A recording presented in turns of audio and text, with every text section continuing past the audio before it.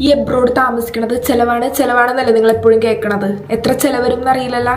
പറഞ്ഞുതരാം. ജർമ്മനിയിലുള്ള സ്റ്റുഡൻസിന്റെ കാര്യമായിട്ട് ഞാൻ പറയാൻ പോകണം. പഠിക്കാൻ പോലും ബുക്ക് ഓർക്കാൻ തന്നെ ഈ ഒരു കാര്യത്തിനെങ്കിലും ബുക്ക് ഓർന്ന് കണ്ട് നല്ല കറക്റ്റ് കണക്ക് തന്നെ എനിക്ക് കാണിക്കണം. കണ്ടതൊക്കെ ഫുഡിന് വേണ്ടി ചെലവാക്കിയ ട്രാൻസാക്ഷൻ ആണ്. ഇതാണ് മെയിൻ. സോ ആദ്യം തന്നെ പറയാൻ പോണത് ഫുഡിന്റെ എക്സ്പെൻസ് ആണ്. ഈ ജൂണും ജൂലൈയും പുറത്തുനിന്ന് ഫുഡ് കഴിക്കണത് കുറവായിരുന്നു. KFC അത്യാവശ്യം നല്ല ഫുഡ് കിട്ടണുണ്ട്. സോ ജൂലൈയിൽ വെറും 69 യൂറോ ആണ് എനിക്ക് ആയത്. ജൂണിലേയും കൂടി കാൽക്കുലേറ്റ് ചെയ്ത് ജൂണിൽ എനിക്ക് 89 യൂറോ. നാട്ടിൽ പോണതിന് മുന്നേ ബഡ്ജറ്റിംഗ് ആപ്പിൽ ഞാൻ ചെലവിടാറുണ്ടായിരുന്നു. ആ ഒരു ടൈമിൽ 100 യൂറോയാണ് എനിക്ക് ആയിരുന്നത്. എന്റെ ചെലവ് മാത്രം നോക്കിയപ്പോൾ ഇവിടെ ബാക്കിയുള്ള സ്റ്റുഡൻസിനും എത്രത്തോളം ആവുമെന്ന് എനിക്ക് അറിയണം. സോ അവരോട് ഞാൻ ഫോൺ വിളിച്ച് ചോദിച്ചു.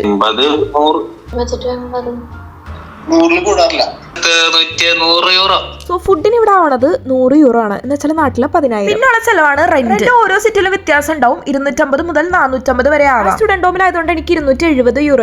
ഇമ്പോർട്ടന്റ് ആയിട്ടുള്ള സാധനമാണ് ഹെൽത്ത് ഇൻഷുറൻസ്. ഏകദേശം 140 യൂറോയാണ് ഇൻഷുറൻസിന് വരുന്നത്. റേഡിയോ ടാക്സ് എന്ന് പറഞ്ഞ് 20 യൂറോ കൂടി പിടിക്കും. റേഡിയോ ടാക്സ് അപ്പാർട്ട്മെന്റ് ഷെയർ ചെയ്യുന്നവരായിട്ട് സ്പ്ലിറ്റ് ചെയ്തും ഇടാം. ഒക്കെയാണ് നമുക്ക് ഇവിടെ അവോയ്ഡ് ആക്കാൻ പറ്റാത്ത എക്സ്പെൻസ്. റെന്റ് ആവറേജ് 350 കൂട്ടിയാൽ ഏകദേശം 600 യൂറോയാണ് മാസം ചെലവാകുന്നത്. എത്ര ഏൺ ചെയ്യാൻ പറ്റും, എത്ര സേവ് ചെയ്യാൻ പറ്റും എന്നൊക്കെ ഉള്ളത് അടുത്ത വീഡിയോയിൽ ഇടാം. Bye bye.